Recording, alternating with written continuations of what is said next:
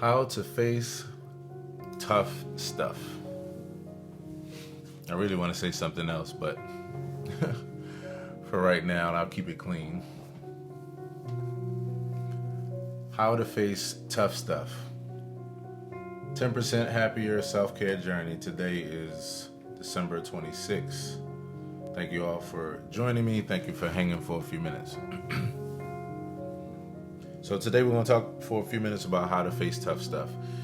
And one of the things that I've learned is that the first key to facing tough stuff is a simple and small gesture. And it goes a little something like this.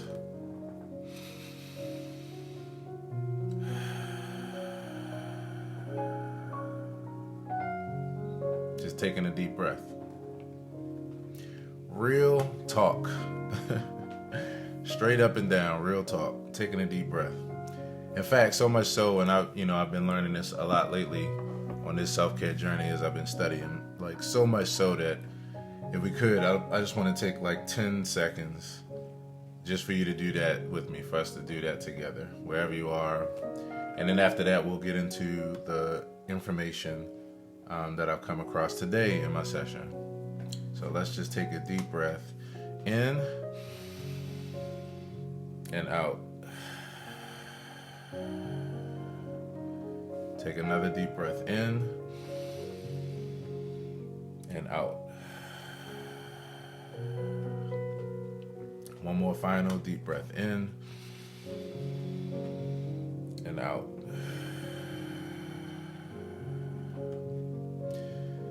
So, I've really learned in this past, month or so, just how important that practice is. And there's so many things that's important that's on the, the path of self-care. But I definitely will say that the coolest thing about being able to take a deep breath is that it's always accessible. Like, you don't have to go anywhere to take a deep breath. It's right there. You don't need to be seated in a comfortable chair. You don't need to be laying on a mat. You don't need to have incense burning and tea. This peppermint tea, by the way, something to get you a pep in your step during your day if you need it. But you don't need tea. You don't need essential oils. You don't need candles. You don't need spiritual gurus and just taking a deep breath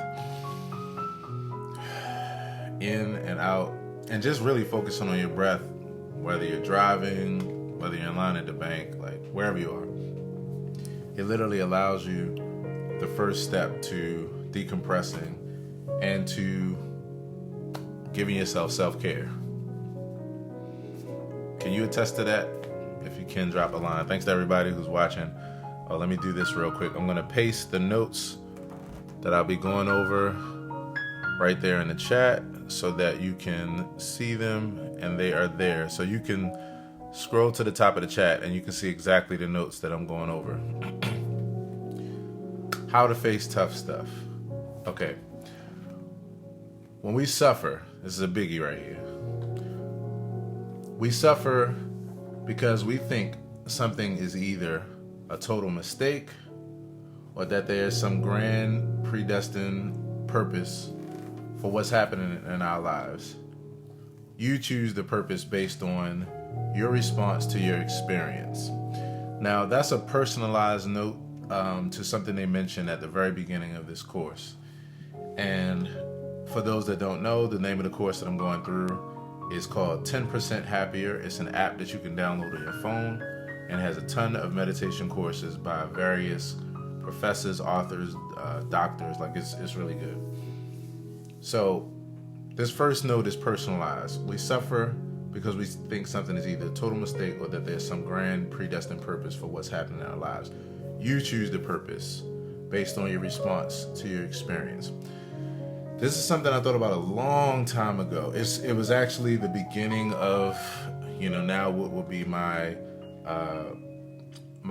secular humanist journey, or coming to the place of secular humanism being like my path, in life. Because I realized that,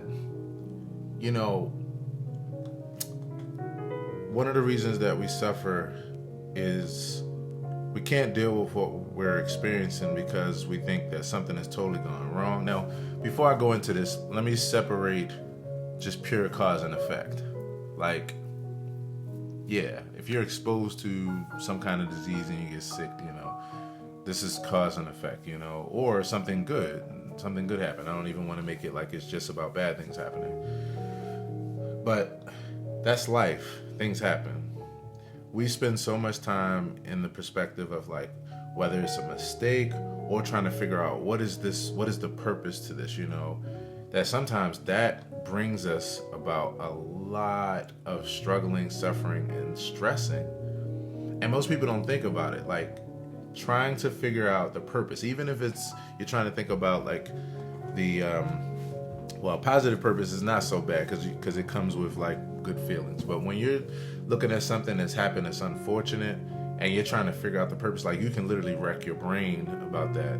And all of us have our different definitions of what it means to figure out the purpose. Some people believe in praying and waiting for a sign or for someone to say something to them from the supernatural realm. Some people look for signs, out in their day to day. Everybody has their different paths. But the thing that I notice is that, in my opinion, what happens no matter what our path is we try to figure out the purpose, and then we decide what's going to give us the answer to that. And then we desperately look to that thing to show the signs, and then we grab whatever we feel it's telling us, and we use that to then say this is the purpose. I honestly, from a secular humanist perspective, feel like we're actually imbuing the purpose, even when we think we're getting it from somewhere else.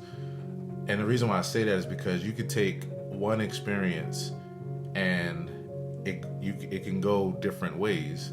We see this every day in our own lives and in the lives of other people. You can have one experience that one person takes as something terrible and that it wasn't supposed to happen, and another person say this is exactly what's supposed to happen and it's better, for the better. I really feel like at this point it's like beauty in the eye of the beholder. It is literally, in fact, I might even do a spin on that and put that up as a quote. Purpose is in the in the eye of the beholder. So, but the main point I'm trying to make here is that I realize no matter what side we fall on, whether we think something is a mistake and we're trying to figure that out, or it's great or some kind of grand, better purpose trying to figure that out, we can literally wreck our brains and stress over something like this that doesn't even require the shot, but we can not realize that that's what we're doing. So I would say that you decide the purpose of the things that happen in your life based on what you want to see out of it, like what you want it to do for you. If you want it to motivate you, if you want it to make you go through grief, like whatever you want is what you'll see in whatever you're facing. So that's my thoughts on that. The second thing here is acceptance is the key to peace. It's another biggie, another biggie. For years, even in my own different spiritual paths that I went through, I've noticed that all of them were based on expectation over acceptance. And this is going to be a completely separate podcast that I do as well on this. And I might even do it later today. But I realized that a lot of these paths are based on expectation over acceptance when it comes to rewards, when it comes to certain things in this life and the afterlife. And the truth of the matter is, like, it's understandable because to expect from a positive perspective in different scenarios can be a very beneficial. It could be a very beneficial characteristic, a very beneficial perspective, like for sure. When it actually makes sense to expect something, that's the biggie. I mean, like, I had a quote that I put up on Facebook that says, sometimes, let me see if I can get it real quick here, because I think this particular quote nails it. Aaron Hill, sorry, I gotta do a quick search for it. Naivete. Okay, so I said, this is a while back. In fact, I'll even comment on it so it comes back up in the feed. Sometimes we're so afraid to face reality that we faith ourselves into full-on naivety and delusion. And I swear this is a topic I'll be talking about for the rest of my life, because the truth of the matter is, a lot of times we don't see that this is the case because of the benefits in much more realistic circumstances. You know, if you're dealing with a cold or something like that, I'll just use a simple example. It's very good to be optimistic about that. It's very good to expect a better outcome, and all that means to you as an individual is very realistic, because more than likely that cold will get better, and that would make sense as far as a mindset. If you're dealing with, and this is out of respect for people that even are, if you're dealing with a terminal illness, you know, and that kind of thing, like, to have certain expectations are unrealistic, and not only they're unrealistic, but they set you up for depression and anxiety, because you're not actually looking at the situation in the right way, in context, you know. And a lot of us deal with that, and then what we do is we get to the point where, in trying to accept it, we actually are accepting yet another expectation, or trying to make sense out of it when it really just may be a thing. So again, I can go on about this, but I'm gonna stop myself, because that's a real passionate subject for me. And what I'll do is I'll go into that even deeper on my next podcast. Look out for it. The Aaron Hill Podcast. You can listen to it anywhere online. Next note is meditation and mindfulness teaches you how to feel feelings without being overwhelmed by them. It's another thing I realized years ago. I used to call it the wedge. And the wedge, I would imagine in my mind, was like a little wedge that you put in a door to keep it open. And to me, that metaphor, that example, was like, as I was studying, you know, deeply, you know, different paths and everything, and looking at like some of the underlying grand, you know, principles that were helpful and that every path, you know, related to.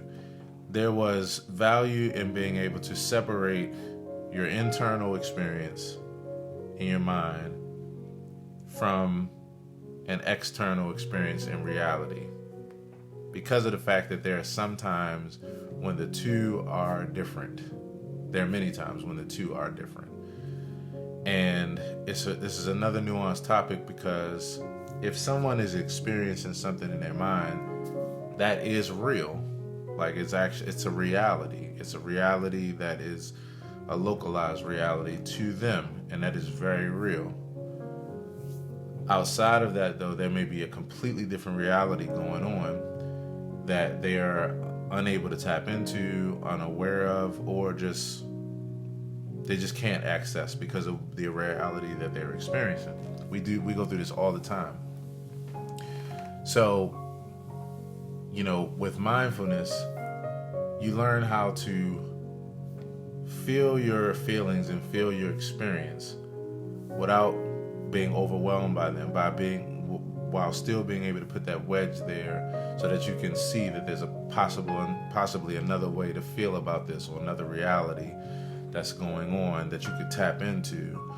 And that allows you to deal with your feelings a lot better, because when you're just overwhelmed by them, then it's a snowball effect. You know, your feelings have control of you, and that's a wrap from there, unless you regain your mind control back by practicing meditation and breathing and practicing mindfulness. Speaking of which, mindfulness will be the word of the day today. For those that tune into my a word a day, and even though that's not a new word to me, I'm loving the definition of that word and the new meaning that it has in my life, since I realized that the definition was a bit more expanded than what I currently, or what I knew before, what I previously knew. Okay, there's not always rhyme and reason to why things happen in our lives. I gotta say that again, because I know that's the biggest thing we struggle with. It's, as a secular humanist, for many people, and as an atheist, many people say, like, how how do you deal with the things you don't know? And I'm just like, one day at a time, like one emotion at a time. Not to go off on this rant, because again, that's another topic for another day, but what I've come to the conclusion of is, it's just, and this is a personal decision, so this isn't something that I can say is for everybody, or everybody's ready for, or is everybody's cup of tea for that matter. Is that it's more important for me to be honest with myself than to believe in something because of the fact that it sounds good or brings me comfort. I find comfort in honesty, which why it makes sense for me that this journey and mindfulness and meditation speaks so much to me, because I find deep comfort in honesty, not deep comfort in telling myself something fanciful or something that I hope or want to happen, or I desperately want to happen. And I think that that's what happens to us many times. The fear of not knowing drives us to believe in things that honestly not only don't make sense, but we're actually being dishonest with ourselves. But again, to each their own, and I know that there are different strokes for different folks. These are observations that I've made that brought me to the place where I am, and it's things that I feel are true, and I will be pointing them out, but not so much to knock people off of their paths. It's just to get people to think about certain things, and especially if there are people that are struggling with things they're trying to swallow or trying to believe that just don't quite feel right or make sense. So there's not always rhyme and reason to why things happen in our lives. If we think stress in our life is a mistake, or that something has gone wrong rather than attending to what's happening, we'll get stuck in the story. Stress is a part of life, and resisting it just creates more tension and stress. This is 7A Selassie. So 7A is a teacher and writer and a meditation expert, and I think she might even be a psychologist, but I know for sure at least she's a teacher and author and writer. I kind of feel like anybody who goes down this path, even if they don't get a degree, you kind of become somewhat of a, what they call it, I forgot what they call it when you don't go through something like formally, but you kind of pick up the traits on the side or whatever. So I feel like to some degree I am a psychologist, even like a surface level psychologist. Out of respect for all the true psychologists out there with degrees. But everything that I just said comes directly from 7A as a quote, and this was a part of the course. I'll tell you a little bit about 7A. She's a 3-time cancer survivor, and she encountered meditation, I think she said in high school, but it wasn't until she was diagnosed with cancer at 34 that it became like something that was like really vital to her life. And she also went through a lot since she was younger, because she's an Ethiopian immigrant, and she saw a lot of unfortunate things in Ethiopia when she was young. She even went to some kind of camps, I guess similar to like concentration camps, but it was another name to it. But it was, it was very tough. What she took note of was how some people, everybody was dealing with same kind of circumstances, but there were some people who were able to manage their stress and turn it into, mindfulness and things that kept them going or kept them focused. And there was other people that were totally succumbed to it. And she found that interesting, how the mind could deal with these things 2 different ways. So between that and then her family moved to Washington, D.C., and they really felt out of place in an all-white neighborhood that had some racism going on. So she dealt with a lot, and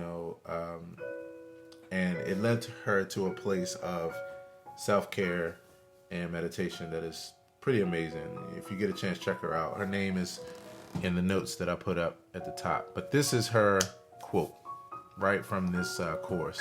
And I'll say it one more time because I think it's so valuable. There's not always rhyme and reason to why things happen in our lives. If we think stress in our life is a mistake or that something has gone wrong rather than attending to what's happening, we'll get stuck in the story. Stress is a part of life, and resisting it just creates more tension and stress. 7A Selassie. Hey, Nicole, thanks for joining me. Hey, Bunky, thanks for joining me. By the way, the music that you hear in the background is a new song that I just released recently, I guess about a week ago now. And that song is called Breath of Life. Check it out if you get a chance on my website, aaronhilltv. Click on the music tab, or you can go to my YouTube page and watch the video as well. Hey, Kurt, thanks for joining me. So the next thing on here is cultivating the ability to be with discomfort and allowing the feelings that come with stress allows us to be with all experiences in our lives more fully. Cultivating the ability to be with discomfort and allowing the feelings that come with stress allows us to be with all experiences in our lives more fully. One of the, yet another thing that's all a part of my journey, even my journey through spirituality and the different paths, was like, I realized that if a path wasn't preparing you for acceptance over expectation, when it came to dealing with things in life, it wasn't actually preparing you properly for life or death. And in many ways, I feel like a lot of our most mainstream paths today fall under that category. Like, I'm not going to go into it deeply just because it's not the topic of this video. But what I started watching from a psychological perspective was how there would be people that I was close to that would have trouble dealing with the inevitabilities of life, and even would tell themselves things that I was familiar with even from my childhood, but they just stopped making sense. And they wouldn't be able to actually just be with what they were feeling. So it took away from the quality of their life. And I've always naturally been a person that has allowed for what I was feeling and been relatively even keel. That's the other reason why this self-care journey that I'm on and this particular approach is so resonant with me, because it's who I am, and in the evolution of where I've been as a person, it just makes all the sense in the world as I've decided to go down this journey. So yeah, just being with it, cultivating the ability to be with it, I think is the key to dying in peace. Real talk. And that's what I think about all the time, that's what I've thought about over time, for a while. I think the only way to prepare for the inevitabilities of life is to understand how to be with it, not how to expect some grand outcome all the time. Real talk. And again, I know that that's what some people need, but I think that, I guess I'm starting to get to the point, or I've gotten to the point over the years where, and I don't mean this offensively, I feel like that's just a level of immaturity that we have with trying to just, deal with the inevitables. And again, I understand it, because life is, life has its ups and downs, and in many ways, there's a lot of aspects of life that feel and seem unfair. But I just realized the value in this, the ability to be with it, whatever you're feeling. It allows you to just have a better quality of life and experience your experiences more fully and deeply. Ask yourself what's happening. Name and acknowledge the emotion accompanying the stress without attaching the story to it. Overanalyzing it or moving to problem solving, just be with it. I am a huge analyzer, a huge problem solver. The funny thing is, I've learned in this part of my life that it's the key to all my success. It's the reason why I've been so successful with so many things in life, it is also the very thing that under different circumstances, especially stressful circumstances, where you need to just be with things because you need to allow for time that things to change, or you need to not expect that they are going to change. Overanalyzing and problem solving just works against you in that way. And it's just that there's pros and cons to everything, so you have to know how to apply balance. I've been really appreciating that about this part of my journey. It was about maybe 3 weeks ago where I started noticing that, like, in my dreams at night, the continuation of my stress and anxiety was playing out, where I would dream what I was dreaming, and it would always wind up being these places that brought me anxiety or certain fears. And when I would wake up, as in tune as I am to reality, I think so at least. And as much as I'm always processing in order to stay in tune, like my whole body and my heart, my feeling, like everything was still wrapped up in the experience, even when I knew it wasn't real.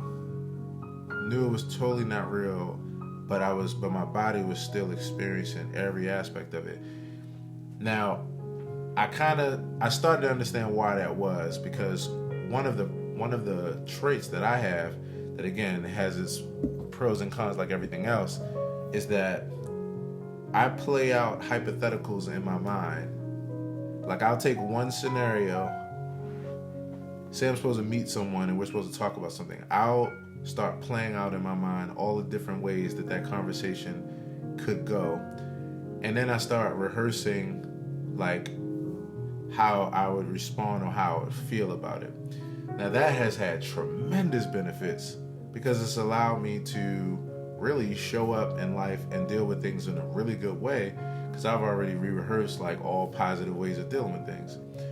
But where I realize it's not good is when I'm dealing with something that brings anxiety or stress, and when I'm rehearsing the stress that it will bring me and then how I'll deal with it. Because if it's something that still would be really tough to deal with, then I keep experiencing in a loop fashion the anxiety, the depression, the stress that would come from that. And especially if I feel like it's highly likely. That's the other thing too, because I don't just do this just to do it. If I really feel like it's highly likely, then I'll try to prepare myself. That's good, but I've realized the downside of that, if you don't cap it off at a certain point, is that you'll just stay in this loop of emotions that, even though you haven't faced the thing, you're experiencing, like, these emotions over and over and over that are unhealthy for you. So now I've learned to, like, be able to look at that hypothetical or process and then stop it at some point and not stay on it. Or, like, what's coming up in the notes in a few minutes is that, you know, you can just be with it, label it for what it is as far as how you feel, but not overanalyze it and not have the story linked to it and go down that path. So ask yourself what's happening, name and acknowledge the emotion accompanying the stress without attaching the story to it, overanalyzing it, or moving to problem solving, because that's the other thing too.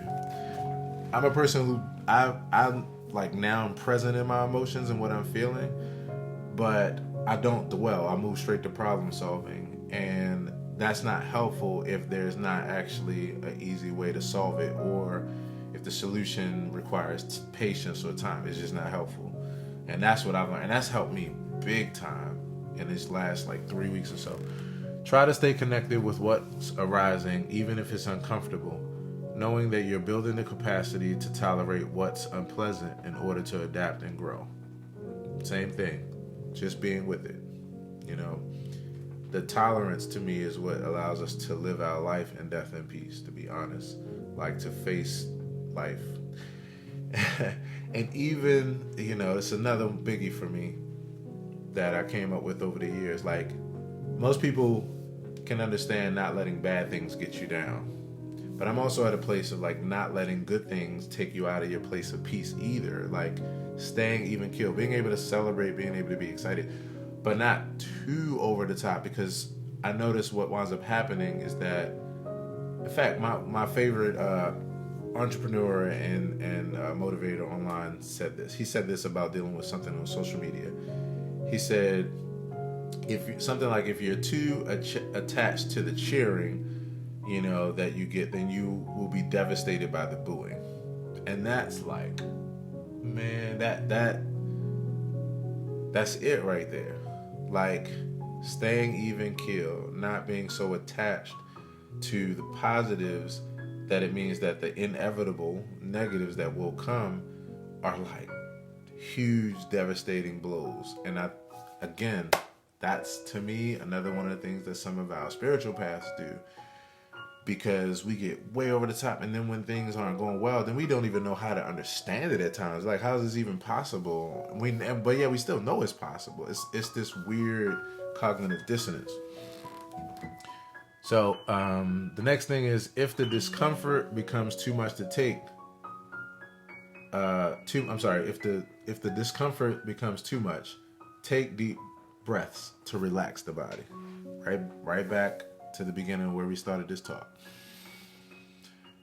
Like, now I'm getting to the point where I try to do this even if I'm not dealing with anything, like while I'm talking like this for 10 or 15 minutes, and then I just stop and just take a deep breath, because again, we're not doing it enough, and that definitely helps to keep our pressure levels down and all these kind of things.